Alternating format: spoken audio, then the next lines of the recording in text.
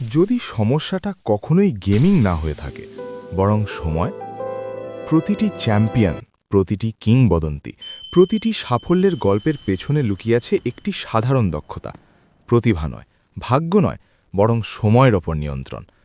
আয়ান ছিল আর 5টা গেমার ছেলের মতোই, বয়স 17, কানে হেডফোন, চোখ আটকে থাকত স্ক্রিনে, ঘন্টার পর ঘন্টা হারিয়ে যেত গেমের ভেতর, রাত আর দিনের পার্থক্য মুছে গিয়েছিল, পড়াশুনো পিছিয়ে পড়ছিল, শক্তি কমে যাচ্ছিল।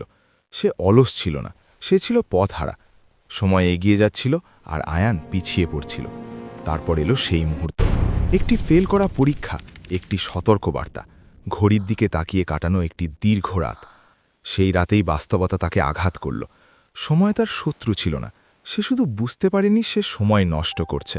তাই আয়ান গেম ছেড়ে দেয়নি, সে গেমকে বিশ্লেষণ করল।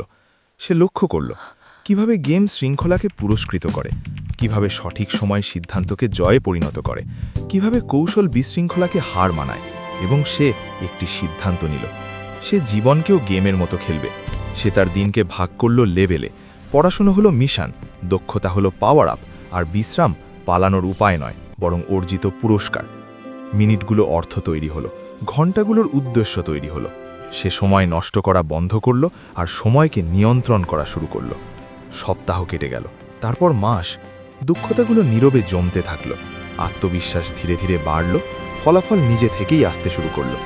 যে ছেলেটি একসময়ে বাস্তবতা থেকে পালাতো, সেই এখন নিজের বাস্তবতা গড়ছে। সে সম্মান অর্জন করল, সে আয় অর্জন করল, সে নিয়ন্ত্রণ অর্জন করল। সাফল্য আসেনি গেম ছেড়ে দেওয়া থেকে, সাফল্য এসছে সময়কে আয়ত্ত করার মাধ্যমে। কারণ যখন তুমি তোমার সময়কে নিয়ন্ত্রণ করো, তখন তুমি তোমার ভবিষ্যৎকেও নিয়ন্ত্রণ করো। আর হয়তো আজ যাকে সবাই সন্দেহ করে, সেই গেমার ছেলেটাই আগামী দিনের চ্যাম্পিয়ন।